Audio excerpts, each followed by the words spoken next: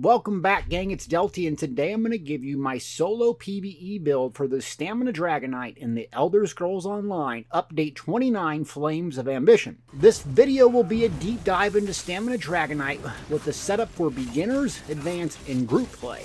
We will cover everything from leveling skills, gear, champion points, and more. Timestamps are below if you wish to skip ahead, and thanks for watching. If you like this video, please subscribe, turn alerts on, and consider becoming a member so I can produce more Elder Scrolls Online content. First thing up we're going to cover is leveling, so if this build looks fun and interesting to you, where do you start if you're a beginner? And I'll tell you.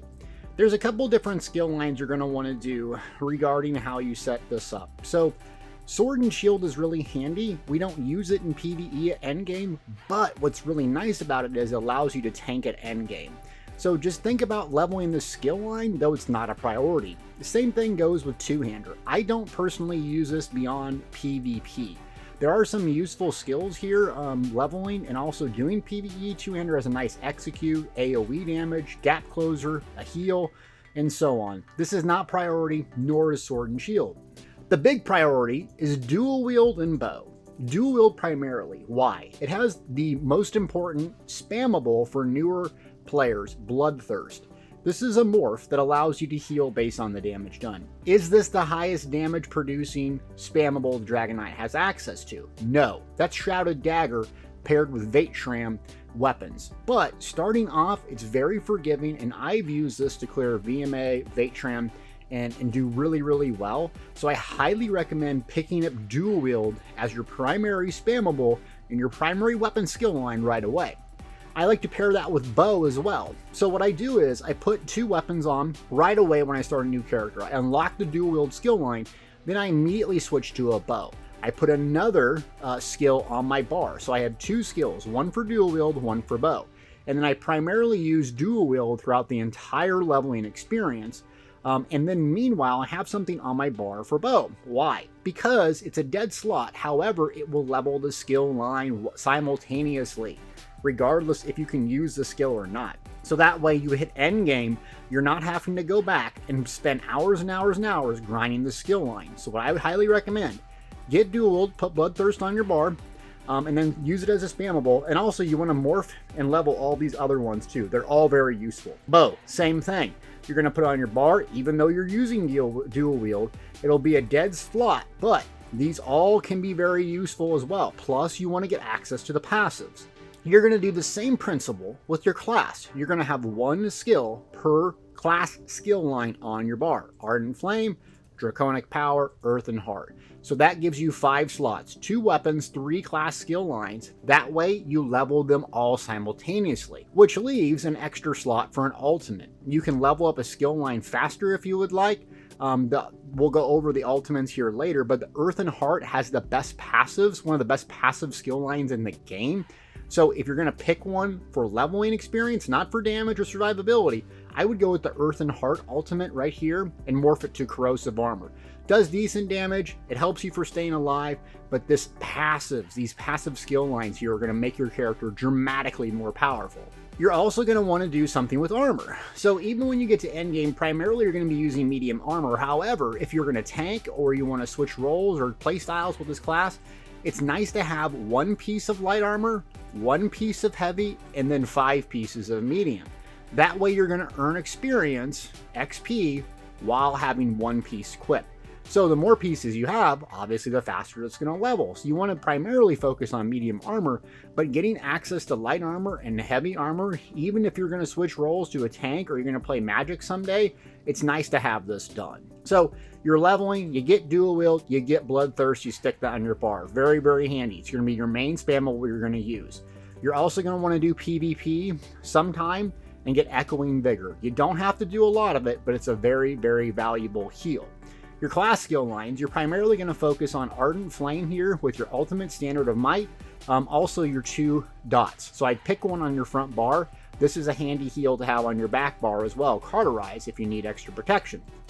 Draconic Power, there's an armor buff, there's an awesome ultimate here to put on there, and you kind of want to level these up simultaneously. Nice Immobilize here, you got Protective Scales, so a Reflect, and a Heal. Earth and Heart, there is a spammable Stone Giant. It's a bit clunky, though it can stun, which is very, very handy, and it has some range. But really, you are going to want to get Frag Shield right away, because you pair this with Vigor, you're going to get Major Mending into a heal, fantastic. Then you're going to max out all these passives. They're very, very worth it. Weapon skill line, armor skill line, and your class skill line, you should be set. So that's leveling. Let's switch gears and talk about skills at endgame. Okay, I'm in my dressing room add-on. I have an add-ons video that I will link as well in the description if you want to click on it. But I have three different setups, three different setups for gear, and then 2 skill setups that I use. PvE starter, what this is meant to do is get you to Vatram and VMA clears. PvE advanced, kind of solo build, really survivable, incredibly powerful. And then PvE group, you're playing with a healer, maybe doing a trial, and so on. So I switch a couple abilities out based on the content or what I'm doing. So I'm going to start with the starter and the advanced one, assuming you're going to play this primarily solo, or you're going to play in uncoordinated groups, okay? So with that being said, let me slot ability here on my bar that I took off, and I'll explain why I did that. So, weapons. We're going to start with your main spammable, Dual Wield. Dual Wield is very forgiving. It has a lot of passive healing using abilities. 2, for instance, are Bloodthirst, which is going to be our primary main spammable. This is not the most damage producing spammable we have. In fact, it's Shrouded Dagger by a mile. I'm almost getting 70,000 Shrouded Daggers behind targets with Vatram min-max to the gills. Explain that a little bit later in the gear section, but just realize Shrouded Dagger will do way more damage. However, it's not going to heal you like a truck. So if you want some healing like a truck, Bloodthirst is really, really powerful. It's low cost, it's a channel, and on that final tick, it's going to heal you. Very forgiving, and it's accessed right away. That's why I go with Dual Wield. Blood Craze is another ability from Dual Wield that can be a nice heal over time. It's not as powerful as some of the other dots, thus I don't slot it. But if you're struggling, think about swapping this in. Whirling Blades is not only AoE damage, but it's a fantastic execute. So if we're not taking a whole lot of pressure and we have enough healing, this right here is going to be a great AoE tool, but an execute. The lower they go, the harder this thing hits. I usually start around 30 to 25% seems to be optimal, but just remember, don't spam this if your health is dipping and you're taking a lot of pressure. This is primarily meant to finish off a boss and or mobs. So Dual Wield gives us a spammable and an AoE, fantastic both, and then Rend. Rend is obviously not the most optimal damage on our front bar. What that would be Fighter's Guild Flawless Dawnbreaker. Something you're going to want to do and activate as a low cost ultimate to finish off a boss or AoE mobs. It has a cast time and it's a conal. However, I slot this because it has massive healing. I don't see anyone using this. 16-second duration, and it heals you 50% of the damage done. This is not optimal compared to Might, Standard of Might, which does incredible damage and damage reduction, but it's a low cost. In a pinch, you're in Vatram and you do not know what the heck to do, but you have 150 ultimate. Put this on the boss. It will keep you alive. It's better to stay alive than have optimal damage. Thus, I go with Rend for healing. I go with Bloodthirst for healing. And I go with this for a little bit of AoE and a nice execute. Going over the class-specific skills, a couple that are no-brainers. Venomous Claw. This is our primary, low-cost, cheap, massive, nasty dot. It's single-target poison. So it's going to be nice damage. It ramps up over time. So the longer you have it on, the better. Meaning you do not want to recast this on a single target mob in 7 seconds. You want to let it go its full duration to get the maximum effect. Another reason this is really handy, combustion. Increase your damage with poison essentially, but also when you apply poison to an enemy, you restore stamina. So consider this a low-cost way to restore resources in a roundabout way. The other dot we're going to use primarily is Noxious Breath. This is an AoE conal. You'll notice it also has a 14-second duration. So the same thing of these two. So you'll be applying them kind of back to back with a light tack weave in between. I will show you in the rotation section of this. Another reason it's nice and handy, Major Breach. So physical and spell resistance. And in group settings, this is pretty much provided by tanks. but it's a conal AoE, does damage up front and over time, and it parses really well with Venomous Claw as well. So I pretty much keep it on my bar at all times. Okay, the second ability on my bar you'll see is Consuming Trap. This is a soul magic skill line, and this is very useful because it gives us a flood of our primary resource, which is stamina, and a nice heal. Even though it costs magic, you're going to be able to put this on multiple mobs. It does a damage over time, and you're primarily not going to use this in a boss fight or something else. You're really using this when you need resources, or you're going to have a mob or two die during a boss fight and you want an extra heal. You can apply this to multiple enemies, so it's very effective in AoE fights when you want to stay in the fight. Take a second, cast it on a mob or two you know is going to die to AoE or cleave damage, and then bang, get a flood of resources. Deltia, what do you do when there's one single target monster? You're doing a boss fight, which I'll show in the gameplay. You're going to swap this out. You have a bunch of different options. We're going to assume you're going to be playing this solo primarily in uncoordinated groups. Thus, what I'd highly recommend is Quick Cloak from the dual wield skill line. Deadly Cloak is the other morph of this. It's going to give you a lot more damage. Quick Cloak, however, is going to give you speed. So it's nice because it's going to give you reduced AoE damage. It's going to do damage every 2 seconds in a decent amount, and it's AoE. And then Major Expedition. The reason I like Major Expedition on this in a single boss fight is because if we don't have any mobs, our Vicious Ophidian is not going to proc. That's the set that we have that gives us Major Expedition for killing things. I like the speed of this. Deadly Cloak, coordinated group, or if you have some way to get speed, or you're dodge rolling on your bow, or you have Vicious Ophidian, go with Deadly Cloak. But I swap this in right here if I'm going to be doing a single target fight. AoE damage reduction, damage over time, speed, fantastic ability. So that's our dual wield bar. Switching back to our back bar. Very simple setup here, common sense stuff. Assault. So to get Assault Echoing Vigor, you're going to have to do some PvP. There are some power-ups that you can get, some consumables that increase your AP, Alliance points earned. So you can just do a few battlegrounds and get to Alliance rank or Assault rank 5 and get this thing morphed. I took Echoing Vigor for a couple different reasons. The heal over time being longer is nice for what I'm doing. I do not need a burst heal primarily in PvE. What I need is a long, consistent duration heal. Plus it has a nice radius and can heal others now. The other morph gives you roughly the same healing, just a lot faster. It's kind of more bursty. I like that morph for PvP.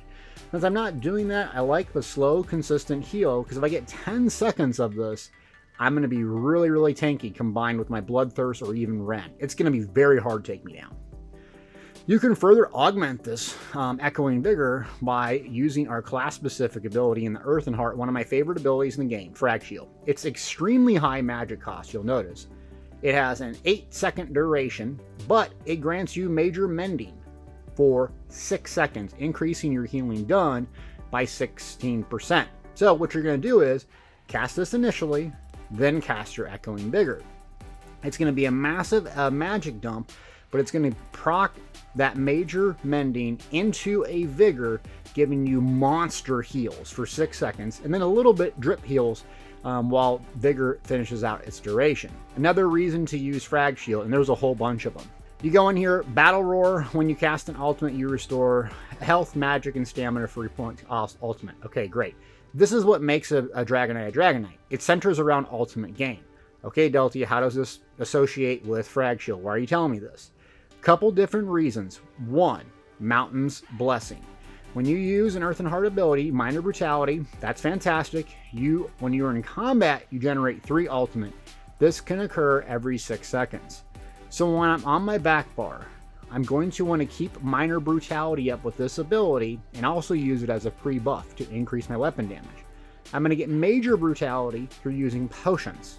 So I can get Major and Minor, one via potions, one via the Earthen Heart ability. Plus, I'm going to get a ton of ultimate. Combining Frag Shield into this Echoing Vigor will generate ultimate, and also it will generate stamina. So when you cast a non-stamina Earthen Heart ability, you restore stamina. So you'll see, as a Dragonknight, we have multiple ways to get stamina back. We have Frag Shield that we can do, which is going to give us stamina. We have Battle Roar using ultimates, which is going to give us stamina. And then we have our 2 dots that are poison that can proc combustion. So combine those things in the skills and passives along with a potion. You're going to be doing ultimates, you're going to be rotating ultimates, keeping your dots up, casting this frequently, and you should not run out of stamina. Especially even in a solo fight, I don't run out of stamina. I do a few heavy attacks in between to keep it up around 15 to 20% just so I can dodge, CC break, and use a couple abilities.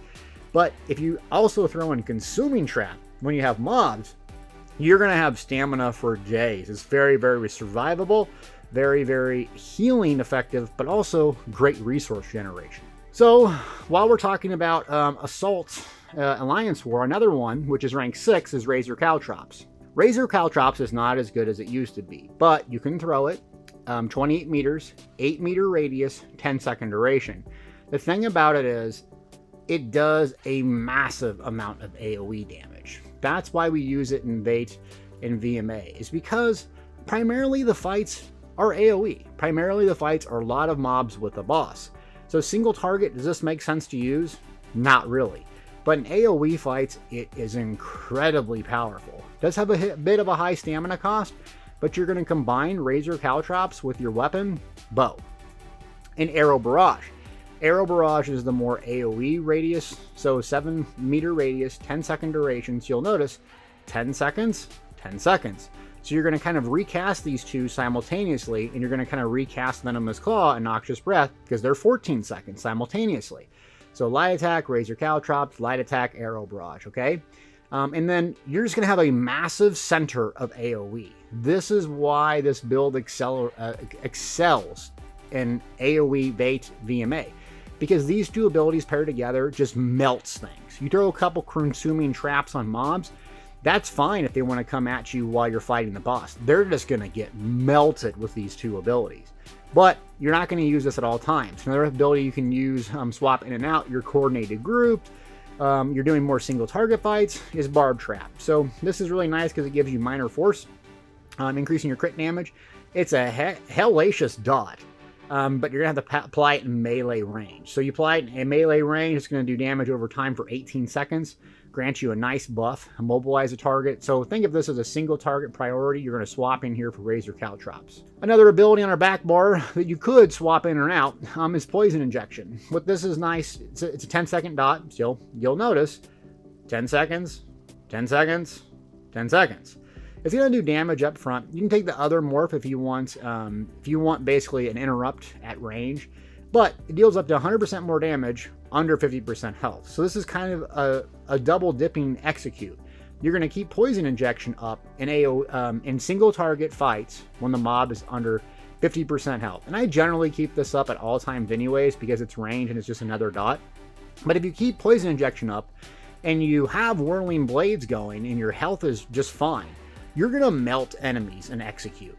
And usually I keep up Whirling Blades around 50%, and I just start executing around 30, 25% when I have optimal healing and I know I'm not pressured. But always think about Bloodthirst. It's better to stay alive than do a possible nice burn. So think about this as a way to tag mobs at range. Another reason it's good in Vate and VMA is you can fully charge this heavy attack to start a fight along with a Poison Injection, or if someone's spawning, fully charge Poison Injection, you get a nice upfront amount of damage. Though you can swap this. Deltia, what would you swap it for? Well, a couple different things. When we go into Dragonknight here, Carterize I use in PvP and also PvE, like as a massive nice heal, and it heals other. The other morph of this actually does a nice damage over time effect dot that I think it procs every 5 seconds, but just kind of like, not like a heal, but damage. So if you wanted that as well, you could put that there. And then also you could change the Arrow Barrage morph to Endless Hail if you wanted more single target damage. But we're assuming you're playing solo primarily and not optimal groups. So that's what I would do. But you can make those modifications if you wanted to do trials. Okay, our back bar ultimate is Standard of Might. Probably on par, one of the strongest abilities in the game. It has an 8 meter radius, massive. Duration, 20 seconds, very long. Ultimate cost, 250, super heavy. But you'll notice the ultimate cost is actually really beneficial because our gear is going to center on building ultimate. When we use ultimate, we're going to get back a flood of resources based on the amount that we use. So 250 is going to be like a tripod. It's going to hit, bang, all our resources are going to go up and it's going to give us a heal. It's going to do a lot of flame damage, massive AoE, major defile, reducing healing received and health recovery. Standing in this circle, 8-meter radius, will increase your damage done and reduce damage taken. Cannot say enough about this ability. Has a synergy as well if you're playing in groups, but this is your burn their face off. You're going to use this to start a fight. You're going to use this during a boss clear or AoE, or when you're in trouble, or when you need to heal and you have tons of ultimate. Dump it. Drop the house. This will melt things. And then realize when you stand in it, your priority is to plant it down, stand and hold your ground. So you can rely on Standard of Might. How I use this is obviously to start a boss fight, no brainer. But when I'm in trouble, or when I'm going through an execute phase, I'll drop it because it reduces the damage taken by 15%, allowing me to focus more on Whirling Blades, executes, keeping these dots up, and then also keeping poison injection up. So I don't have to heal as much because I have that nice damage reduction, so I don't have to sit there and spam Bloodthirst. I can spam Whirling Blades, light attacks, and just nuke mobs. And that's Standard of Might. Okay, so that's the skills. So you have a basic setup, and you can swap in a couple abilities for more group, trial-oriented gear, but I would still stick with dual wield and bow. So let's switch gears and talk about the gear. See what I did there? Okay, gear setups. So we got a bunch of different options here. A PvE starter. So you'll notice the skills are roughly the same, but I use a few different sets. So let's go to this. When we go to PvE, we're going to do Hunding's Rage, Vengeance Leash, and Agility. So let's pull up Hunding's Rage. Most of y'all know this. It's a craftable set. It's very easy to get a hold of, and you want to craft it in medium armor, divines, trait, max stamina glyphs on everything. It adds 300 weapon damage, okay? So very simple. People have been using this for years, including myself. Weapon damage and weapon crit, max stamina, the 2 through 5. Fantastic. Weapon damage is nice because what it's going to do is increase your healing done and your damage done. So it's not as effective as some other things, like maybe penetration solo, but the added weapon damage is going to be nice when you're just starting out and you might want some extra healing. So just keep that in mind while weapon damage is a useful stat for newer players. So this is a good setup that you can get reliably clear a lot of content. The next set of gear that I use is Vengeance Leech. It's very, very handy for newer players. This comes in Cyrodiil. I did a separate video in my top 5 solo gear sets. 2 through 3 piece. So adds health. That's nice. When you kill an enemy, you heal and restore magic and stamina. Think of this as like a pumped up version of Consuming Trap that does not have a cooldown and does not cost you anything. So it passively does this. So you're going to want a robust trait, weapon damage, and it's going to make you very, very survivable in almost every fight in Vate and VMA because there's mobs in almost every single fight. So it's very sustain heavy. It's very health healing heavy. You combine this with the Consuming Trap, you should not run out of a resource. Very, very friendly for newer players. Bloodspawn has a lot of potential here. You're going to want this Divine. I do 5-1-1, so I do 5 medium, 1 heavy, 1 light. You're going to want this Divine. Didn't have the transmutes to redo it, so ignore the infuse. The 1 piece, stamina recovery, fantastic. The 2 piece gives us ultimate back and increases our resistance when we're taking damage. And this can be procced pretty frequently. So ultimate is a way we generate resources, and it's a way we do damage. It centers on ultimate that Dragonknight does. So it makes sense to use this. Now, if you wanted something a little bit more tanky, the Ring of the Pale Order. I do not have access to this because I don't like doing the mythic stuff, so I just don't do it. But Pale Order is insane for healing. Restores 18% of the damage done, up to a certain amount of health. So if you want just God mode self-healing, it's Ring of the Pale Order. So if I were you and that's something you want, I would drop Bloodspawn for this. I'd put one of the rings on, I drop one of the pieces, put another piece of body on, and Pale Order would be fantastic. And Pale Order can be acquired without doing combat. It's just a lot of work and something that I really don't want to do. So I don't have access to it, and you don't have to be successful in this game. Just realize it's available. Okay, another set you may want to run is Agility. It's very easy to get a hold of. So you can get this by doing daily rewards. I have a million of these. I would say get daggers of agility that are precise. Crit is very valuable. even in today's game, even in PvE. So it's a nice setup that you can use. Sharpen's also good because Sharpen's going to have nice penetration. Crit is going to affect both our healing done and then also our damage done. So I like precise and I like damage. Now, you can make a decision on what weapon types you want to run based on the dual wield passive here, okay? So let's go to dual wield passive, twin blade and blunt. Axes, crit healing, crit damage. Mace, armor pen, great. Swords, increases weapon damage and spell damage. And daggers, increase crit chance. So PvE, generally, you want to focus on crit. The swords are really nice because it increases weapon and spell damage. Once again, what I talked about. Weapon and spell damage is going to affect your healing. So it's something that can be very, very nice. And plus, a lot of the gear is just cheaper getting swords versus daggers. So if you're a tightwad like me, and you don't have access to all these bells and whistles, and you need something cheap like I do, I went with Briarheart swords, which I'll get to in a second, because it was just cheaper for me to get. And it affects my healing and damage done. But if you have the money and you have the time, I would get daggers primarily. So we have the daggers of agility. You're going to get bow of the agility on your back bar. And it's just a 2-piece set that's going to add something to you. So it's a nice, really easy setup to get you started. And now let's talk about the advanced setup. The advanced setup here, we're going to run Bloodspawn, Briarheart, Vicious Ophidian. This setup assumes that you have access to the Maelstrom Perfected Bow. So this is going to be the next level that you're going to get to. Maybe you're doing some trials, maybe you're doing some VMA, you're getting some clears, but you want to do it better. You want to get the trifecta run and just blow through it, and you don't have access to the Pale Order. This is the setup I would use. So we start with Briarheart. It'll be active on our front bar. You're going to want Divines, all stamina traits. You're going to want to run primarily daggers, like I said, but if you can't afford them, like I couldn't, I just bought Briarheart swords so I get weapon damage based on using swords, and I run the precise trait. So you can run Sharpen, you can run Nirnhone, but precise is effective. I would go with precise daggers primarily if I had the money or the resources to get it, because crit is just so impactful on your character. Swords are a good alternative, and so is Nirnhone or Sharpen trait as well. Briarheart is going to give you a lot of healing, and what's going to be more active. So when you're bar swapping, you're going to hear this sound with Briarheart, and I'll get to more of that in the videos. This is your cue to know, okay, I can survive a little bit more. It's not going to heal you to full like Pale Order or something like that, but combined with our our abilities here, Bloodthirst, even Ren, and our heal over time, we should have plenty of healing, especially if we pop Frag Shield and we're getting major mending. Plus, Briarheart, it's very easy to get a hold of. They sell them on the trader, and it's fantastic. You'll notice I'm not using enchants. The reason I'm not using enchants, another heal. Drain health poisons. I have no idea how to make these. I just buy them.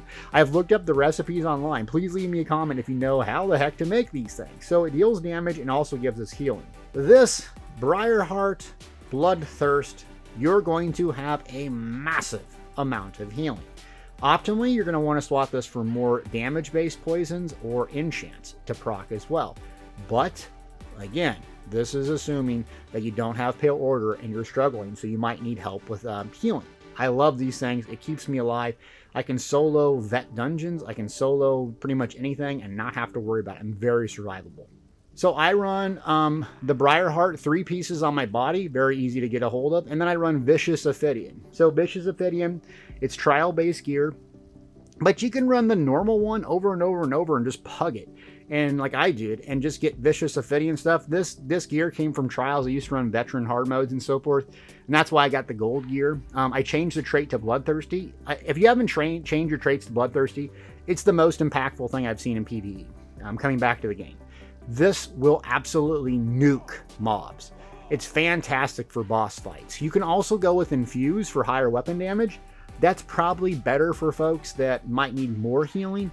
But if you're talking strictly damage pound for pound, Bloodthirsty trait on your jewelry, you'll notice a massive difference, especially with the boss fights. Poison injection, whirling blades, you're going to dunk on them. Vicious Ophidian 2 is going to reduce the stamina cost of our abilities. Fantastic. It's going to resources when we kill something, and it's going to give us major expedition. It's just one of the best all-around sets. It's not the highest producing damage set, but it is one of, if not the best solo sets in PvE, and I highly recommend it. do the normal ones. If you don't have friends that can get you gold gear and all that stuff, what you need to do is just do 5 pieces on your body and then run Briarheart jewelry, because it's very cheap and easy to get a hold of. Back bar here, Maelstrom Perfected Bow, no brainer. We're going to use volley because of this, and it's going to increase the damage every time, up to 8 times. So it's going to make volley hit hard and hard and harder. So you're going to want to make sure that volley duration goes fully. I run the precise trait on this, and then I have a stam recovery left in my back bar. So if I'm or out of stamina, what I'll do, fully charge heavy attack, bang, proc it, get the fully charged heavy attack stam bonus, plus this glyph. It's really, really nice. A lot of people run infused with weapon damage. I do not. And the reason why on this build is I have so many things in my back bar I cast. When I light attack and proc the enchant for 5 seconds of increased weapon damage, by the time I switch over to my front bar, it's done. So I primarily like the precise and keep the crit going, keep the damage coming, and that's why I run that trait. If you don't have access to the Maelstrom Perfected Bow, you can always just go with agility or something else to get you by. Very, very effective to start out. Now we'll switch gear to the group one. Boom! This is dressing room add-on. I have a separate add-on video if you want to look into that. Okay, buckle up. This is a trial set. I have jacked up traits. I just got it, but it's really, really nice. The 5-piece, your light and heavy attacks apply a stack for 5 seconds. It does physical damage per stack every 1 second. The effect can stack once every half seconds up to 10 times. Essentially, if you're light attack weaving every single attack, this will produce an absolute staggering amount of damage. You don't want divines. You're going to want perfected if you can get a hold of this. But I run 5 pieces of this in a group setting when I have a pocket healer and I don't need to rely on Vicious Avidian and Briarheart for damage. There's other options you can run with. No matter what you go with, you're going to see what does the most damage for you. This is something that you can upgrade and work towards if you're running groups. A new set, Kinraz. So this is obtained in Black Drake.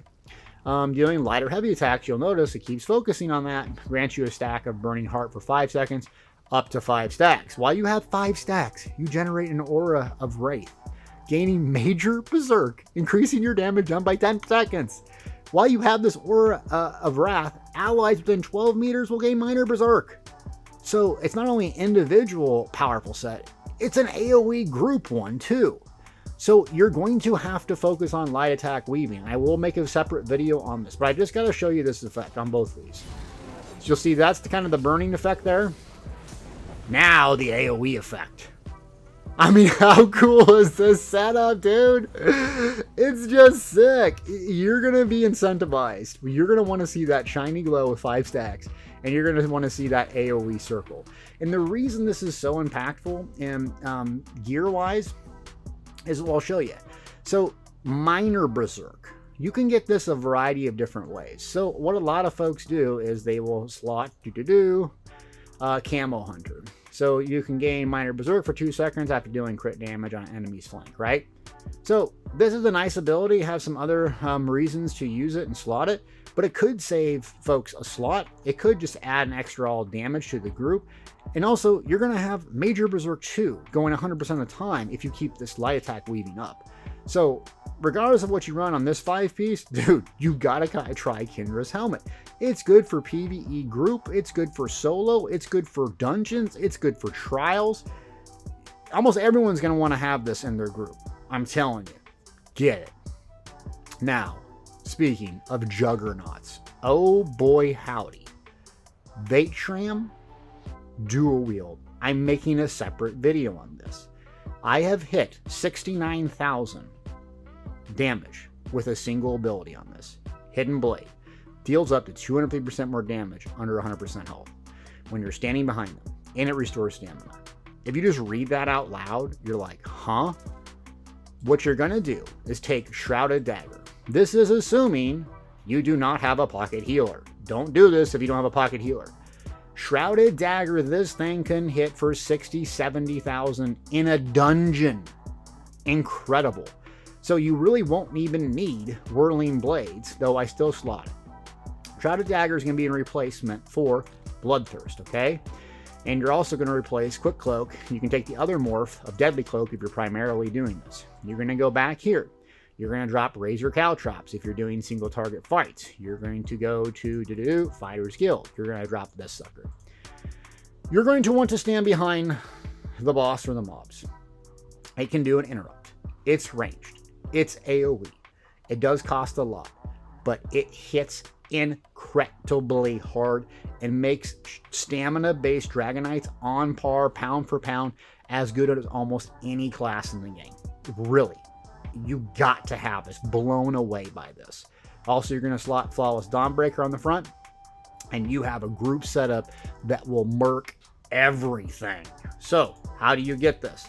I would go from the starter set, doing normal bait stream or VMA, get used to the build. I would move on to the PvE Advanced, be a little more tanky, do trifecta speed runs, get the Pale Order, slop out Bloodspawn if you like that. And then I'd work towards getting Kinra's primarily first, and the perfected. I wouldn't go with maces, I would go with daggers. I would go precise daggers. I don't have them yet, but once I get them, oh boy, I'm going to be murking everything. And then you can go with a damage producing poison. You can go with one that's even higher than this instead of a healing one, and just go full damage. Bloodthirsty weapon damage traits.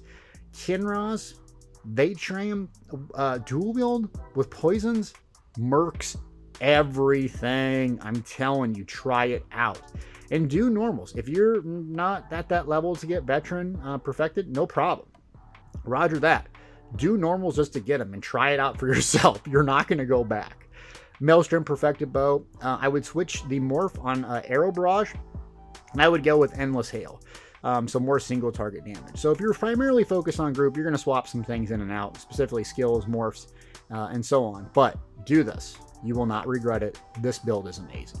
Now, that's the gear, that's the skills. C-peasy. Let's do it. Okay, I have almost 1,500 champion points now. Yes, I know I've been playing a lot. But I'm going to give you like a 1,200 one. I wrote it up, and it will be on my website link in the description below, so look for that. So we're going to start with the green. This isn't that impactful in terms of what you're going on. But with the most impactful thing, I'm going to make a separate video on this, is Treasure Hunter. When you're doing gear farming like Kinra's, or you're trying to get a Medusa staff or some of these other gear sets and dungeons, this, I don't know what percentage it is, but this makes an insane difference. The number one most impactful gear farming thing I've seen in this game, Treasure Hunter. You're also going to get Steed's Blessing, so increase movement speed out of combat. It's just nice to move around faster. So that's going to be your second slottable.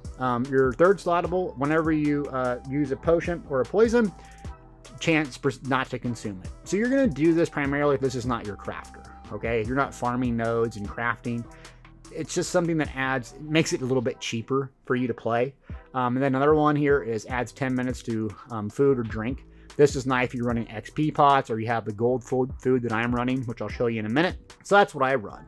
And then you can not do so many points into these if you don't want to. Like Way Shrine, 75 points, you don't really need that. If you do sneaky stealth stuff, you can go over here. If you do crafting stuff, you're going to go Master Gatherer and some of these other things. But Breakfall is nice because there is fall damage in this game. But really, those 4 shinies are pretty much what you're going to want to focus on. Blue Tree here. Okay, so the 4 shinies that I go with. Fighting Finesse, because we're playing PvE, so crit damage and crit healing is great. We're going to do single target damage. That makes sense. We're going to do AoE damage over time. That makes sense. And then AoE damage. That makes sense. I don't go with max stats primarily like here. I don't go with weapon damage and spell damage because these are more impactful for killing things. Some people have been using this. When you deal direct damage, you can heal for a percentage. Now, this might be nice as a substitute to Pale Order, but you're going to have to give up something massive because you only get 4 shinies, right? So what am I going to give up? Single target damage? No. Am I going to give up damage over time? No. Am I going to give up 10% AoE damage? No. So I'm not going to give up crit healing and crit damage done. So you can slot this, but you're going to have to give up something nasty to get it. So you're going to go 40, max here, 40. The next max you're going to go is Piercing. Penetration. We're playing solo. Very, very important. If you're not playing solo, you have a super coordinated trials guild, you're probably not going to max that out. Then you're going to max out stamina because it's passive. We don't have to slot it. The most important thing, and the reason why champion points are so impactful, around 1500 just seems to be the sweet spot for me, is this damn tree. This one here, I have noticed a massive difference. It says 8% damage reduction. It feels like 75. I was farming Black Rose Prison, dying, falling on my face, and I'm like looking embarrassed. I didn't have any points in here. I put this up to 40%. I was not dying. It's that impactful. So if I was just starting out, I'd do 10 quick recovery just to get access to this whole thing. And I would focus primarily on preparation, elemental Aegis, and then hardy secondarily. And you're going to want 10 here, 40 here, 40 quickly. After you take your offensive stuff, this will make you much more survivable. And then after you get that max, I'm just coming over here to Blessed because I have tons of CP, and so it makes sense to kind of go over there. And that's kind of a simple setup. Ready spaghetti. The slottables you're going to want to focus on, the no-brainers, recovery, armor, health, and then you're working your way over towards bloody renewal, stamina on kill. So if you don't have a whole lot of points, you don't have to focus on some of these other ones. You're going to go tumbling right away. 10 only here, Mystic Tenacity, not that impactful, and then Hero's Vigor, very good. You're going to want to max that out and then move over to Bloody Renewal. The other stuff you have access to, Hasty was, so sprinting makes sense to zoom around the map. Sprinter reduces the cost of sprinting. I'm not going to sprint that much, so I'm not going to use it a whole lot. Block's good. Reduce the cost of bash could be okay if you're playing a tank.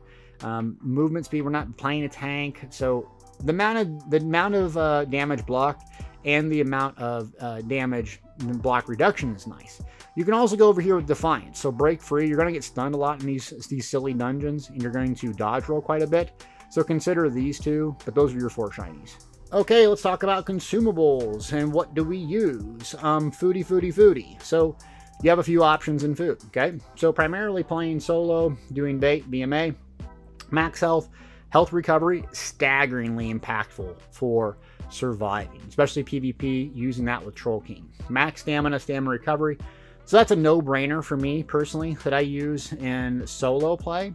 If I'm not playing solo or I don't need any resource sustain, I go buy stat food. So just max health, max stamina, and I allow orbs and spear shards and so on, or a consuming trap to kind of fill me up. A cheaper version, if you need some recovery food, is this one. So it doesn't give you as many stats or as much recovery, specifically health recovery, but it's an option. Then the poisons we talked about earlier, I don't know how to make this. Please leave me a comment if you do, because I'd love to share it, and I looked everywhere and could not figure it out. Potions I carry on me. So I carry these. These are primarily used in PvP, but they can be handy, like in Bait, if you're trying to get around something, or a CC mechanic. These I use very rarely, but if you need a heal, God Mode healing, Major Vitality, combine this with Frag Shield, it's going to be hard to kill you. So if you're really getting frustrated and you have good resource sustain, but you just need some extra healing, pop this puppy. I got some trash pots, just stamina pots I use on cooldown when I'm doing dungeons. And then primarily what I'm going to use over and over is weapon power potions, because I don't have major brutality unless I'm using Shrouded Dagger, and I don't have major savagery unless I double slot the ability that we talked about earlier. And it gives me 47 seconds. Potion cooldown is 45. So you're going to be running this 100% of the time. It's expensive, but it makes a huge difference in your resource regeneration, because you're going to have that resource generation grants major endurance. So you're going to have that going at all times. You're going to have crit, you're going to have major brutality, and you're not going to miss any damage or resource sustain. Also keep tripods on you handy. So if you need an extra heal, you need some recovery, it's worth keeping these and popping these instead of dying. So I'm telling you, just use these in a pinch. It's better than dying. It always is. Also keep some Grand Repair kits on you.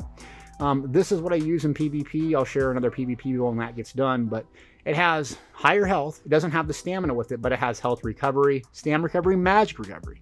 So that can be useful in some certain circumstances. Also, it might be cheaper for you to get. So consider using that as well. Let's talk about Mundus Stone here. Lover, this increases spell and physical penetration when playing solo. This is very nice. When playing in group, this is not going to be very nice. So physical resistances here, physical penetration. I may be wrong, but usually it was around 18,000 penetration was kind of like the cap that you're going to want to hit. You didn't necessarily want to go over that. So if we combine that Mundus Stone and we combine some other things like this, so that's 6,000, we're going to have a lot of penetration. That stat goes a very, very long way in solo play. Guess what? If you're playing in trials, coordinated group, this, you're going to want to dump it. You're going to want to dump it for Thief or Shadow. Your crit's pretty high, about 50, 45%. I would go with the Shadow. If your crit's a bit lower, I would go with the Thief. Both are valuable options. You see my weapon crit about 34%. So if I pop a potion that would give me crit, let's see where we're at. I pop that potion, we go into our screen here, and we're at 46%. We go to our weapon, you'll notice one is none, one is precise. So if I was running precise daggers and I popped a potion, I'd probably be pretty high on that. So that would lead me to believe to use the Shadow Mundus Stone, but play around with it, see what you like the best. And then going on to racial choices. I'm a Nord on this guy. I haven't paid 40 bucks or whatever it costs nowadays to change my race.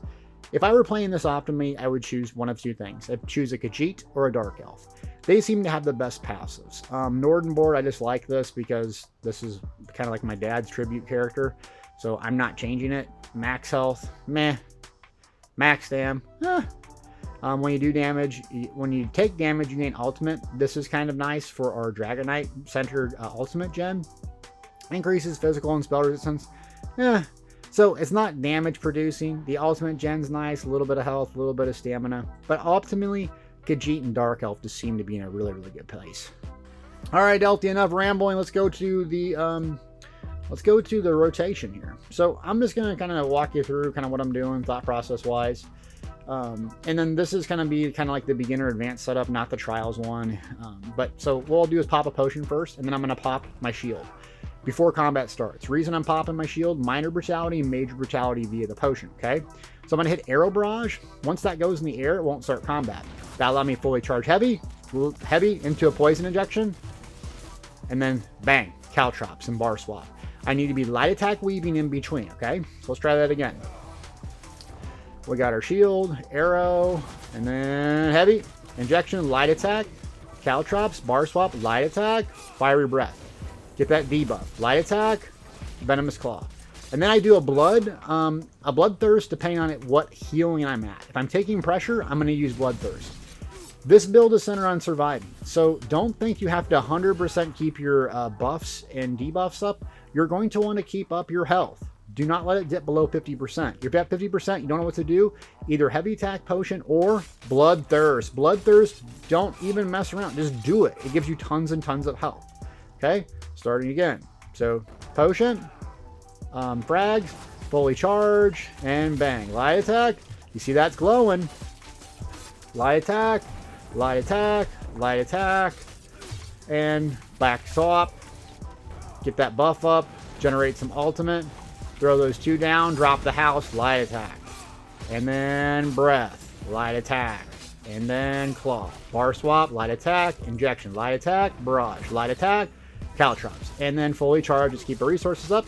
And we got 1, 2, 3, and breath. 1, claw, 1. So this is pretty much the rotation.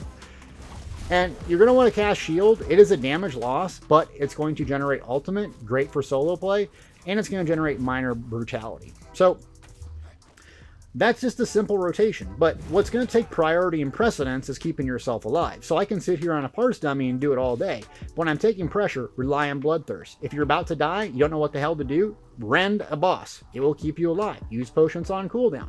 Your primary dots to keep up is Noxious Breath and Venomous Claw. Executable, poison injection. Start the fight off, arrow barrage into a razor caltrops, poison injection, and light attack in between. It's going to add a ton of damage. Now, gameplay section. We're going to do a long-winded narration on, you guessed it, Medusa. The Medusa set, fantastic for PvE, Nightblades, and PvE classes in general. So I decided, what the hell, let's go in there, solo the entire dungeon to the last boss and do a hard mode fight. So I actually do a hard mode fight, last boss. I'm going to narrate how I survived using my advanced setup so you can kind of see the gameplay and what we got going on. Let's do it. Okay, we're hitting the scroll and it's time to turn this into hard mode. Yes, I'm solo. Yes, I'm doing hard mode. This is my advanced setup.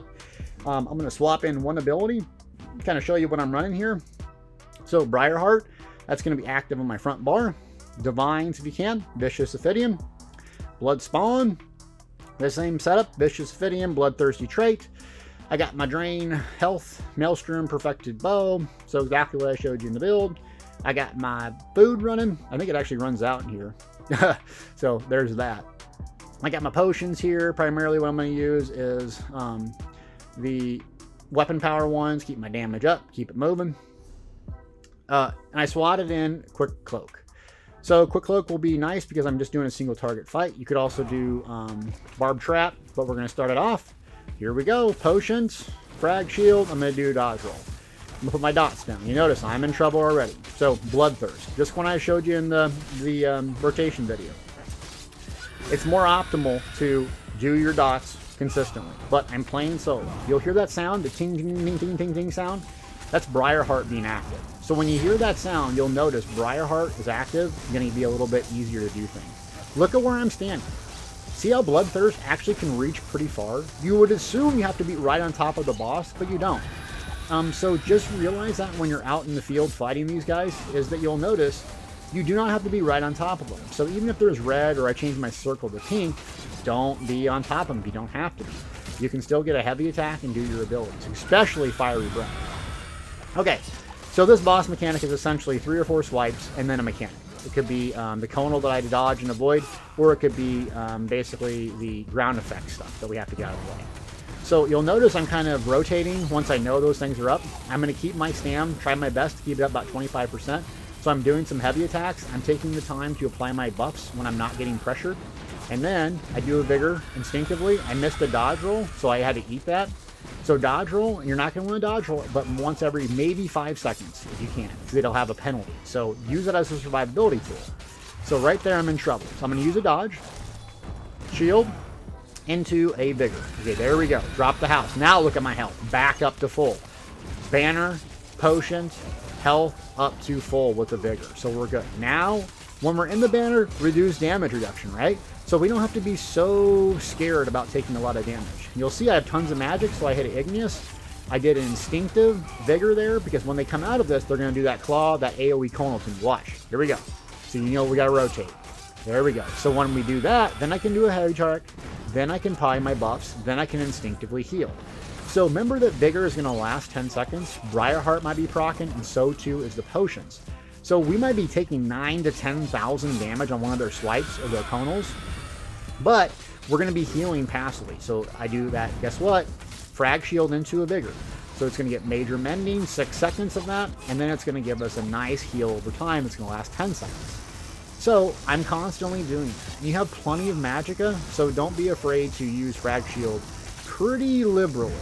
And then once they channel an attack, that's a good time to reapply your buffs and also your damage over time effects. Let those do the work for you. Allow Bloodthirst to keep your health up. The damage over time effects are what's going to actually make you do a lot of damage. It's not your spam. Your spam is basically a filler when your damage over time effects are up, and you need a heal. So think of Bloodthirst as not like, oh, what I need to do damage. It's more or less, oh, all my buffs are going. My potion's off cooldown. I don't have an ultimate to use. My dots are up. Okay, that's the ability we should be using. But it's not your primary damage mechanism. It's Breath, it's Venomous Claw, and then also you'll notice I'm keeping Quick Cloak up. Because this boss does a lot of AoE attack. Their claw to my face is not an AoE attack, but that pink circle you're constantly seeing is. If that reduces by 20%, or whatever it is, that's going to prevent my death a lot. So it's going to allow me to eat one of those conals and not just die. So you'll see, one of them swipes about 9k damage. If I get below 10,000, I take a swipe, I'm dead. And I'm pretty low on resources here, so I'm not going to fuss with it. And then once I get to about 10,000 health and I see my health bar dip below half, I'm going to do a dodge roll instinctively, frag shield, bang, into a vigor. You're just taking your time. PvE is about learning the mechanics. Learning 1, 2, 3, do this. 1, 2, 3, do this. You can apply these same tactics on everything. Vade, VMA. You're going to learn the spawns. You're going to learn the mechanics of what the bosses do. You're going to learn this HP threshold is what I need to be at. This stamina threshold is what I need to be at. Why do I know this stuff? Is it because I'm a good player? Not really. It's because I practice. So if this looks cool or good or whatever, just realize this is nothing you can't do with practice and learning the mechanics. Also, don't be afraid to get out of your comfort zone. Is it great to do dungeons with trials and all this other stuff? Fantastic. Yeah, I love it. But if you want to progress as a player, there's something about just doing it solo. So use this as an example to get out of your comfort zone and try new things, because you're going to learn how to survive a lot better. Once you can learn how to survive a lot better, then when you're in a group, you're doing a trial or you're doing a vet dungeon, you're much more of an asset to your team. A lot of people can parse really, really high numbers, but they die instantly in groups, which is fun. If you have a lot of damage, that is great, but you need to be able to survive, especially independent of a healer. At some point, you're just going to have to do it yourself. This is great practice for that. So, shut up, Deltia, enough motivational talks. I'm going to apply all my buffs, then drop the house. I'm constantly looking at my ultimate, and what I want to do is make sure all my buffs, when I say buffs, I'm talking about frag shield, my potion. I'm talking about quick flow. When I'm talking about debuffs or damage, dots, I'm going to talk about venomous claw, and I'm talking about fiery breath, and then poison injection. So I'm going to try to get everything timed up right around that banner. So if I can get that banner off, I'm going to get 7 to 10 seconds where I don't have to heal myself. All my dots are running, and I don't have to take as much damage. And guess what? I'm doing a lot more damage. That's going to optimize my ultimate, okay? So try to kind of visually just keep in a peak. So like right now, I'm looking at the bottom right. I know, okay, I have a Ren up. If I get in real big trouble, I can use a Ren, right? And I actually don't get in trouble here, but I could. And then I'm thinking, okay, so if I have 160 ultimate, when I'm taking damage, there'll probably be another 30 seconds or so. Then my eyes are peeking at my potion. So my potion's about off cooldown. You can see I'm about 10,000 stamina, 8,000. I'm peeking at that potion. Now it's off cooldown, right? Bang, you see me instinctively hit it? So now look at my stamina again. That's going to allow me to apply the dots. Then I drop the house. So I had my buffs up. I had my debuffs, my damage over time effects. I dropped the house. Look at my stamina. Now I can just get a full burn. The boss goes into this channel. Burn it, burn it, burn it, burn it, burn it. And you're looking at that health bar, 26%. So that's when I start spinning to win. You'll notice as soon as I come out of that, I'm not going to spin as soon as she starts pressuring me, okay?